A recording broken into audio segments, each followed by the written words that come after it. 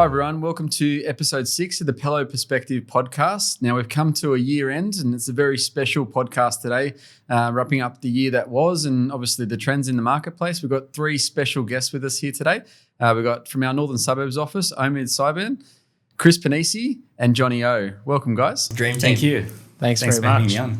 Now, obviously, we wanted to start with just a bit of a chat around this year. Like 2025 has been a really interesting year. I think plenty of ups and downs as far as market trends. I obviously just wanted to mention some stats first of all, because I think there's been some significant milestones that we've met. Lucky enough on Saturday night, with 1 month left to go, we hit the 500th sale for Pello, which as a group is the first time we've done that since we opened 4 years ago. So it's a big result for us. 500th transaction for the calendar year. So that was on Saturday. That was Saturday night. Johnny's sale on Saturday night got that over the line. So that was a fantastic result. Now it also brings up $1.3 billion in sales and transactions in the 3 suburbs that we're in. So it's an amazing result and great to see the momentum that we're getting out of our office just in the Northern Suburbs. It was in total 153 transactions, obviously throughout that time. So it's big massive. To sort of hit it just over the 150 mark for our office amongst us 4 agents. So well done, guys. Great result. But yeah, obviously big credit to a lot of the owners out there and a lot of the buyers that transacted with us. And I think today it'd be good to go through a few examples on that. But I suppose it'd be good, Chris, to just sort of see what your feel is around the marketplace heading into next year. How have you found this year? I think it's been a bit split, to put it in a word, but I think there've been some really strong transactions. We've seen a lot of buyer engagement, but we have also seen a little bit of confusion as well. And that's where there has been a bit of a split. But overall, it's been a pretty strong market. Yeah, and when you say confusion, what are the main parts of that confusion that you've seen throughout the year? Probably more around buyers trying to understand which way is the market going, and maybe probably trying to look at the market as is everything all heading in the same direction, whereas certain types of properties, and you can ask Johnny about certain types or Omid about, strata properties and so on. And but yeah, certain properties are moving in different directions, and that's probably been confusing. Yeah, I think that's a big highlight. Like I think this year the sort of B and C grade properties have almost gotten forgotten from buyers. Like, and people have been willing to wait. And obviously, like Chris highlighted, Johnny sells quite a lot of our sort of villas and sort of entry level properties in the West Ryde and Denniston marketplace. Omid specialises in a lot of the strata properties, with Chris and I selling a lot of the land around Ryde and North Ryde. So we are broken up into the 4 slightly different segments in the market. But yeah, what about yourself, Johnny? Like, how have you found things? Yeah, it's been, what can I say, crazy, in a good way, because firstly, having like 500 transaction, look, $1.3 billion, that's massive. Yeah, in a good way. But like one thing, what Chris mentioned about a bit of some of confusion about ups and down, what I think is not just about the buyer, also seller as well. Because what I see is like there's a lot of massive results, like there's another record is happening and week after another record. At the same time, like some people saying like why it's not selling, or some of them actually getting a little bit low price. So I think it's more like creating those like what's happening next. Always there's question mark is there. Like interest rate, good example, like it's coming down. But at the same time, like some property struggling. So yeah, that's more like point. It was almost like the interest rate drops throughout the year actually created a false expectation of more drops where it's supposed to come, and that didn't come. So that's kind of puts a little bit of a pause on the market, because people are sort of hoping for extra drops, and when they realise they're not coming, people sort of kick their goals down a little bit further and decide, okay, maybe we'll wait till next year because there could be another interest rate drop then. So it was very stop and start. And as far as obviously like the A, B and C grade properties, like what's an example, Omid, of like an A grade property versus a B and C grade? Like what was your experience in the marketplace this year? It's funny, like when I sort of think about properties that have sold recently, or ones that stand out, like in the apartment space especially, people don't usually buy it for capital growth. They say, there's no capital growth in apartments. We want good rental yield. There's one that sold at 12 of 297 Victoria Road. They bought it from us in 2023, I think it was, May 2023, for $815,000. They spent, I think it was like $50,000, $60,000 on the property, sold it 18 months later for $1 million. So that's what, 22% Yeah, growth. great uplift. Yeah. Huge. But you don't usually see that in apartments. No. And now I'm starting to see people are a little bit more confident. Yep. They feel like the light at the end of the tunnel's come off the back of the interest rates, and it just feels like there's just something in the air, you Yeah, know? Like renewed it feels energy. like very vibey. Yeah, it's good. Yeah, excellent. Well, that's heading into a big 2026. Yeah, exactly right. It's sort of what I find is if we finish strong around December, usually January, February is pretty strong as well. Whereas if it's quiet, the start of the year is usually quiet. It's like, oh, we want to wait and see what happens. Sure. I'm feeling like it's going to be busy the whole way through. Yeah. Like, especially with the sales that we've been getting recently. It's pretty impressive. Are you seeing a lot of clients that you're talking to saying, and this is sellers, are you seeing a lot of them saying, well, we're going to jump into next year and really sort of grab the bull by the horns and this is our year to move? Is that sort Yeah, of, absolutely. Like we're already taking photos for properties this start of the year. Yeah.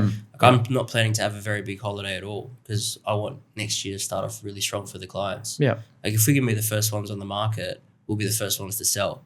Sure. You know, so Yeah, definitely. that'll put them in the best position to then upsize. Yeah, and I think it's supply versus demand as well. Like Exactly. there's traditionally not a lot of stock comes on the market early in the new year, and I think demand, you're quite right, I think demand's going to stay strong. There's quite a lot of frustrated buyers out there that have sort of missed opportunities in the last 2-3 weeks that Yeah. I feel even in December and January they're going to start strong. So yeah, it's good to capitalize on that. I mean, even that one that Johnny sold pretty recently on Riverview Street in West Ryde, you know, the sale didn't eventuate with one buyer and you sold it within 24 hours to someone else. Yeah. Like Yeah. that's perfect example of, you know, grabbing the bull by the horns and just getting it sold to any buyer. Yeah, great example. So you mentioned a bit of a confusion out there, obviously, with the stop-start in the marketplace and sort of the changes like LMR changes, interest rate drops and expectations of more interest rates.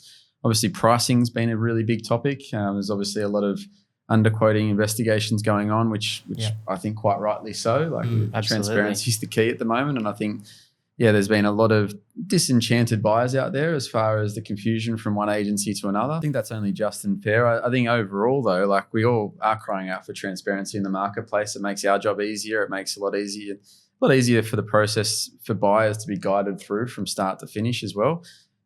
We've seen, I think, a lot of that stop-start and confusion. It feels like buyers not knowing how one agency operates compared to the other can often be that sort of, I suppose you'd call it clumsiness or a little bit of just that overall stop-start feeling throughout a process that a buyer needs in order to finish the goal and actually buy a property sometimes. Well, I've seen that with campaigns that we've had where I guess even with our auction campaigns, we try very hard to price the property in line with what's selling, but also in line with where a vendor will have a conversation. So that's why you'll see a lot of our homes actually sell before auction because we're positioned in a way where we can actually have an open conversation about offers as opposed to, I think this is what they're looking to stamp out is pricing a property ridiculously low, whether it's 20%, 30% below what other properties are selling for, and then just not taking offers because magically there's some reason why the property has to go to auction.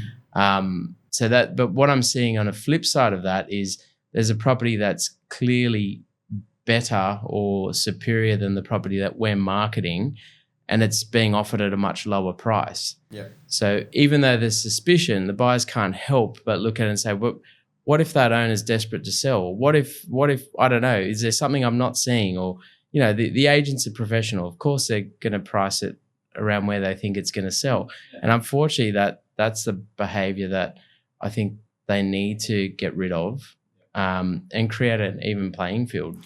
And you can't blame the buyer either because the last thing the buyer wants to do is jump on real estate or domain on Sunday morning and see that it's sold for a price they would have paid for. Of course. But at the same time, it's like, where do you draw the line? And unfortunately, these buyers will get burnt maybe once or twice before they start to realize, hang on a second, this agency or this agent, there seems to be a trend here. Yep.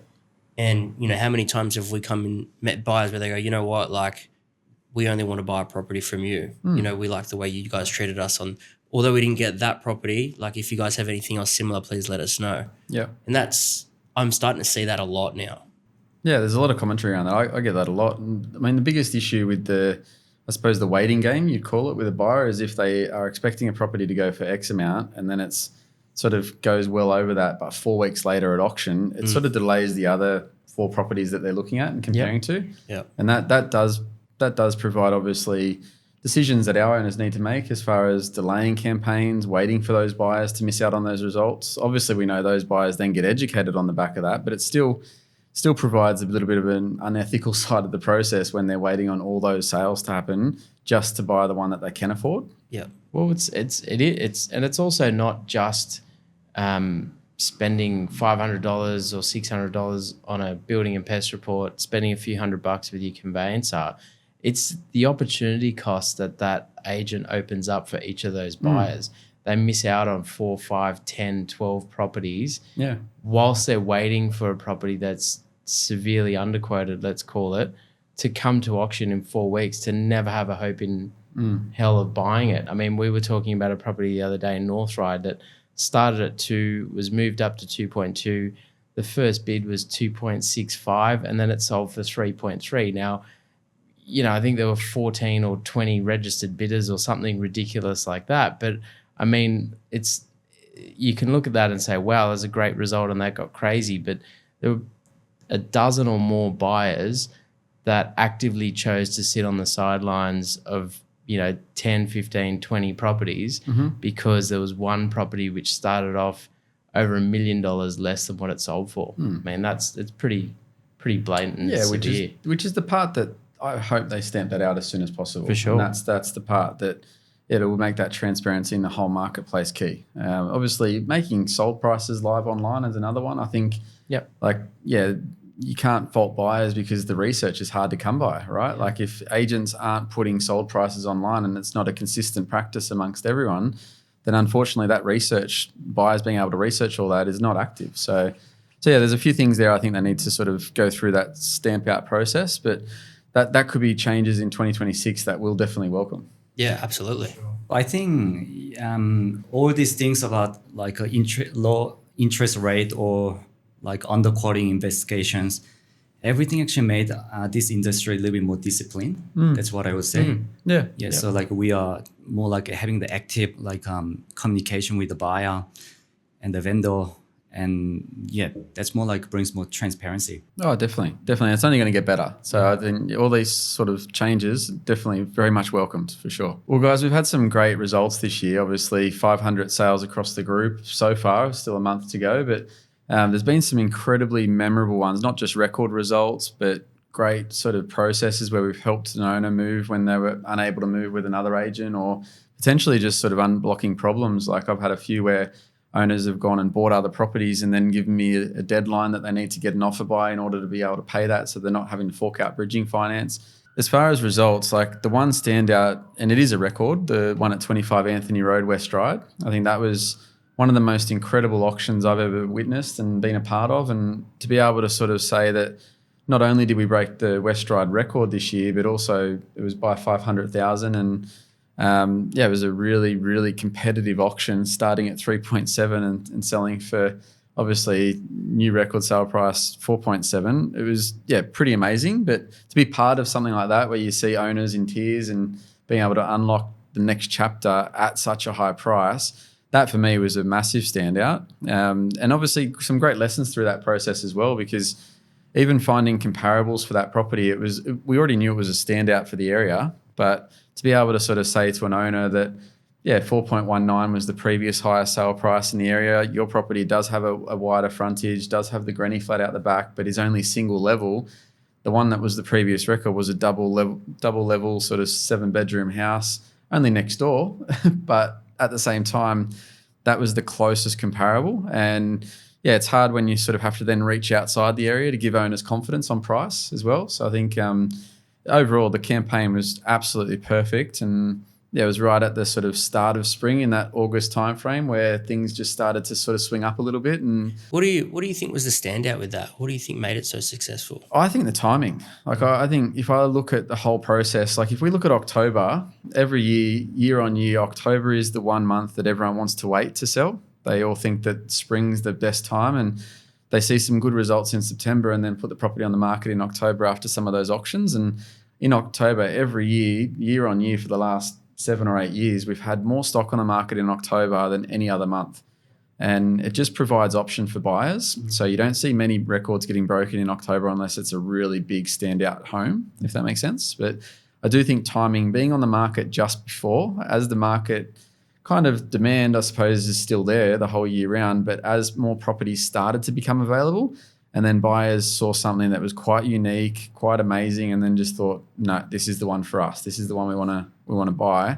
That's probably the biggest thing. Isn't it crazy to think as well, like when we talk about timing, like if they came on the market 2, 3, 4 weeks later or earlier, maybe those buyers that competed for it either weren't ready to buy it or they'd already found something else. Yeah, I had other options. Like 3 weeks after we sold that one, there was 2 properties on the market in Eastwood, both same size houses, double story, slightly bigger blocks, both with granny flats out the back. The underbidder of the one at Anthony Road bought one of those Eastwood ones, and they were actually incredibly happy they missed out on West Ride because they found their dream home in Eastwood. Isn't that wild? It's Isn't sliding door moments. And yeah, obviously you can't pick those crystal ball moments, but the reality is we got it right there. That's for sure. Probably the same reasoning why you were saying about moving properties to market in January, where a lot of people sort of start to think about it in January.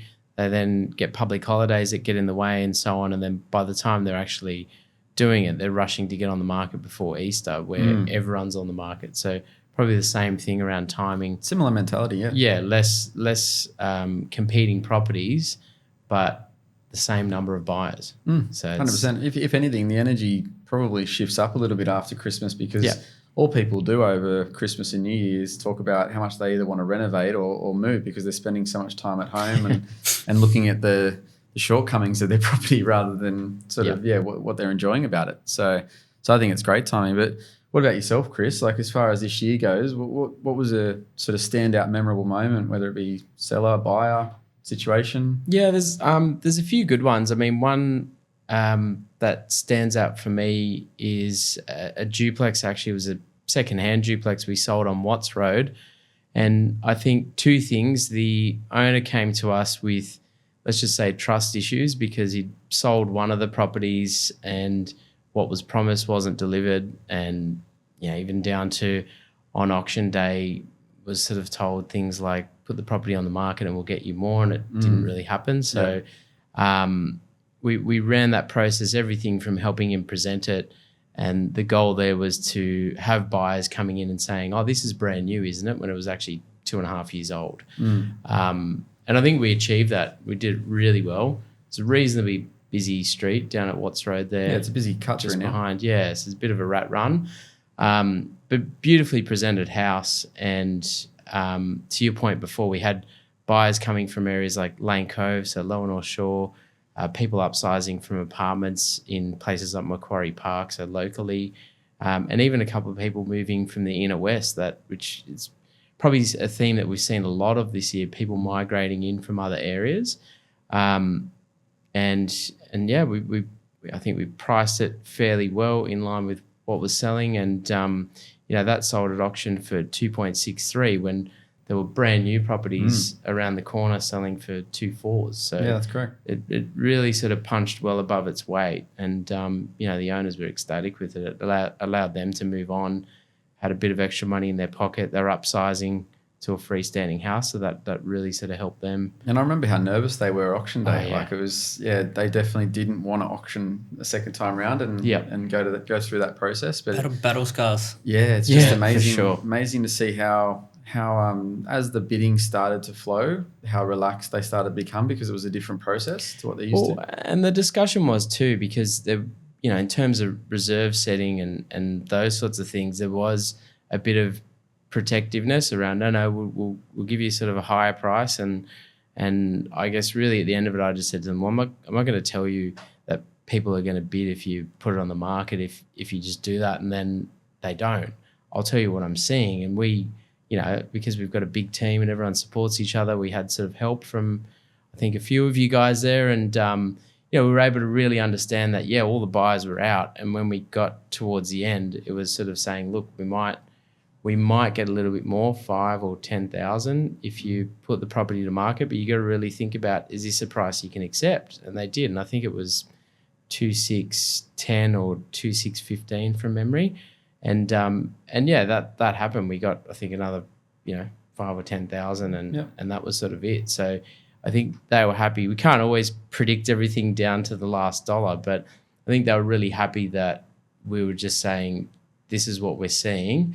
There's no tricks, there's no one-liners, there's no BS, and it was just, this is what to expect. And I mean, we had a meeting about that a few days before, and he was like, just play it out exactly like one of the 3 scenarios that you put to me.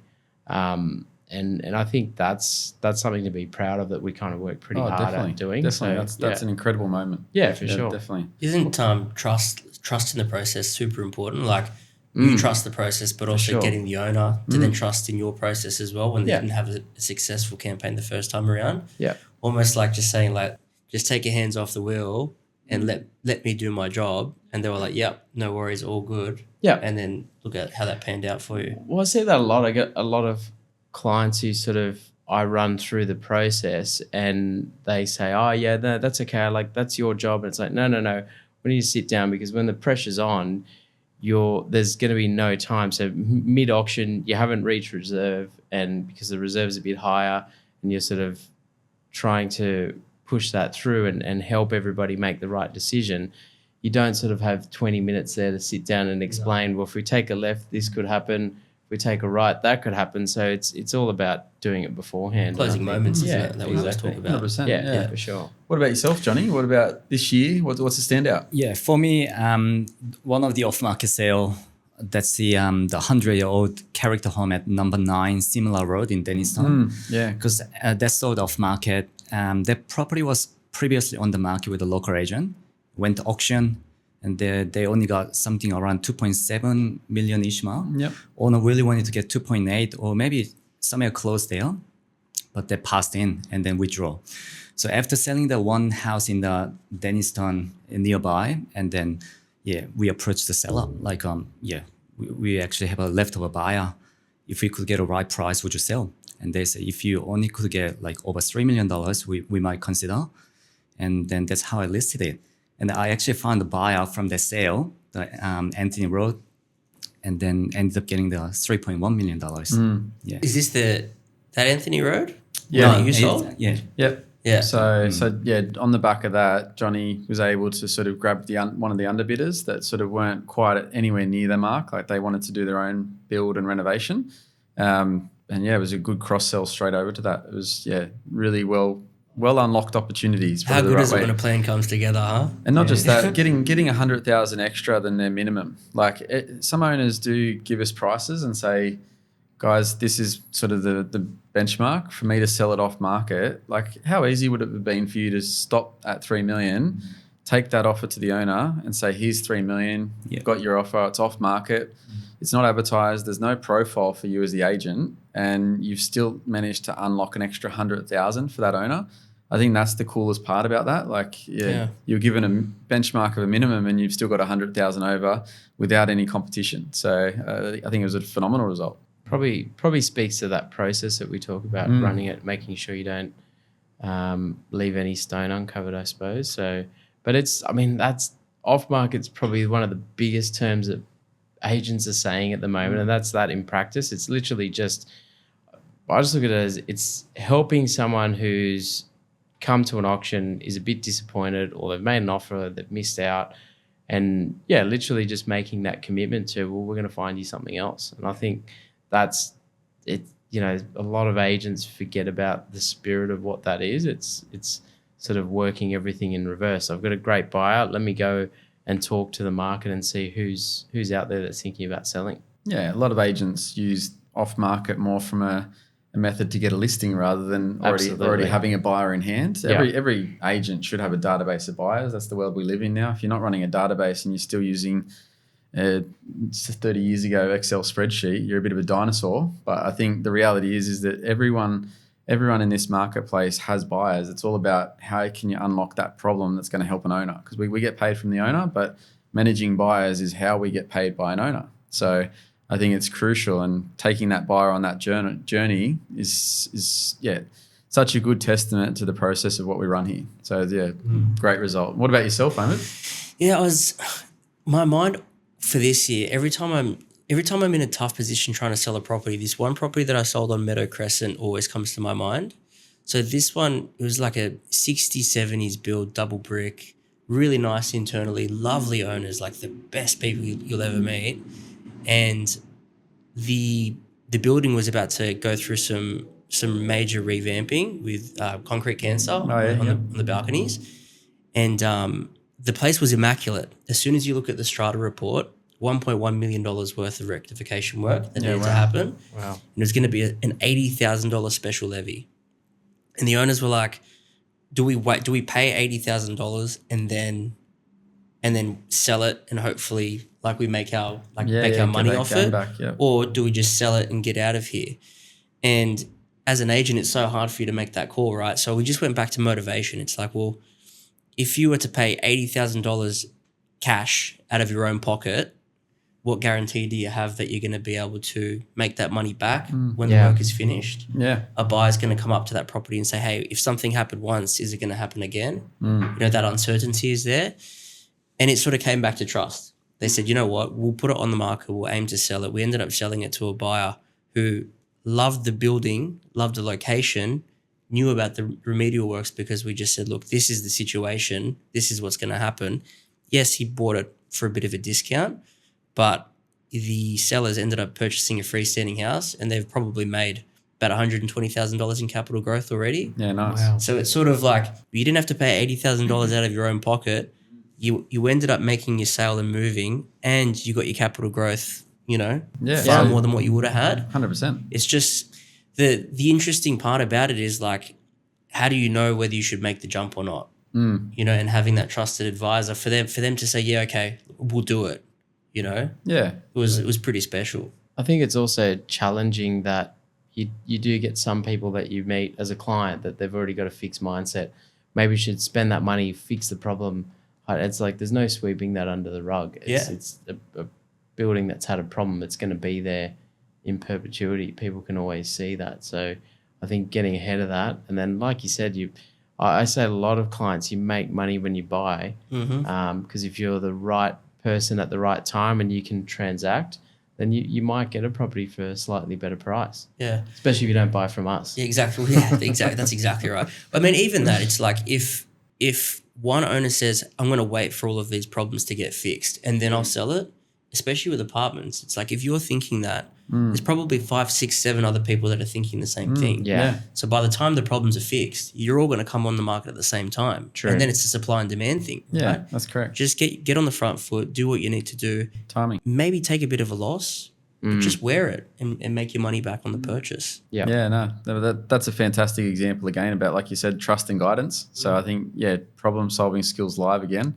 All great results, guys. And I think I'm really looking forward to next year because obviously all these experiences are going to layer on to what we can offer our clients for next year. So all the next sales in 2026 are going to be obviously some more challenges ahead, but really looking forward to what's to come. So heading into December, obviously we've got 1 month left of the calendar year and obviously closed just shy of Christmas Eve and reopen again early January.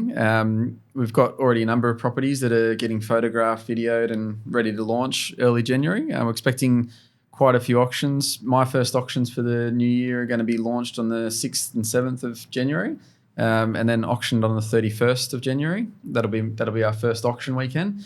We've already got 5 booked in for that weekend, and the weekend after that I think we've got 7 already booked in. So there's already properties that will start to come, but obviously, if any other owners are out there that are wanting to get involved, definitely suggest to catch up with them in December. Would you sort of guys say the same? Yeah. Yeah, it's already happening. We're already having those conversations with a bunch of people. But yeah, I think, like I was saying before, you don't want to wait.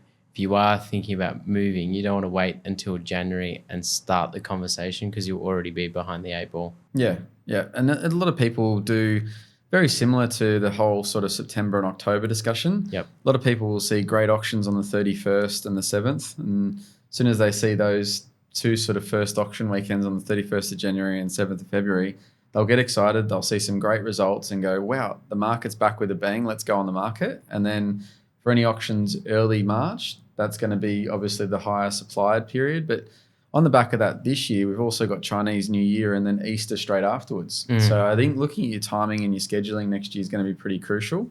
Are you already having discussions with your owners about that, Johnny? Yeah, definitely. So some of them I've got already. 4 of the owners, they actually decided to actually have the auction in early February. And today I just signed up another one. So that's going to go on the market like second week of January. So it's more like, it's in December. I'm just getting everything ready for the January. So like there's nothing, come back from holiday and having a discussion how we're going to prepare for the next 2 weeks. Yeah, Just being go well straight on. organised, Yeah. already in a position to sort of just move, Yeah. which is really good. And yeah, holidays, like we're pretty excited. Obviously, a bit of a break. It's been a big year. Yeah. I know I personally can't wait to just chill out by the pool and relax with the girls for the school holiday period. My little one's starting high school, which Nice. it's already quite busy. So she's moving into year 7, and already there's anxiety, nerves, all the typical stuff that goes. A lot of excitement as well for the new stuff. But Anxiety for her, for you or for her?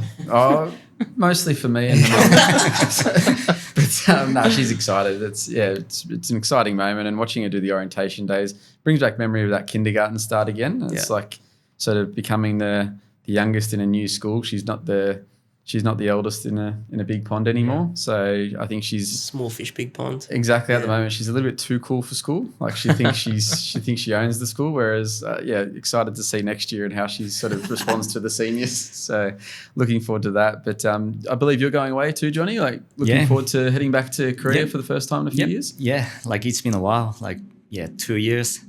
So I'm going back to Korea and then stay for about 1.5 weeks and going to Japan. So Nice. I can't wait for it. Yeah, very Seeing all the exciting. family and my wife's family, and then we booked Disneyland.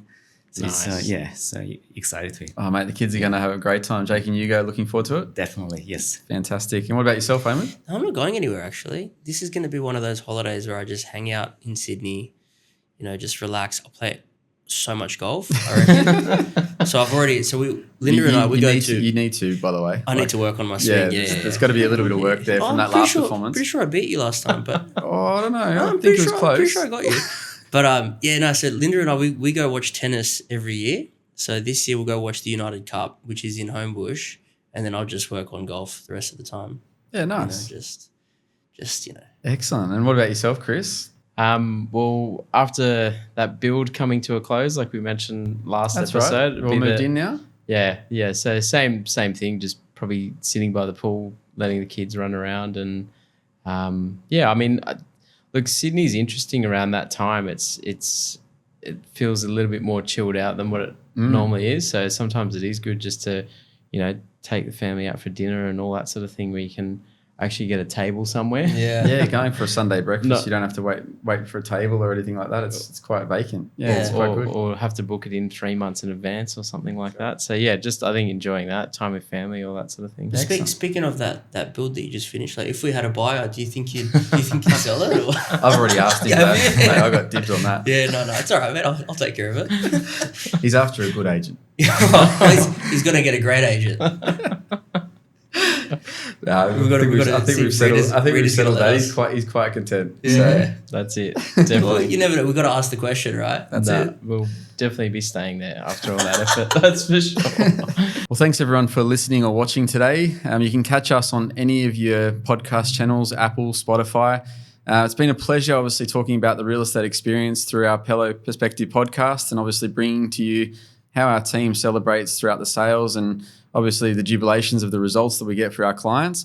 For those out there in the public, have a great Christmas. We look forward to helping all of our clients in 2026. Have a great Christmas break, and we look forward to speaking to you in the new year.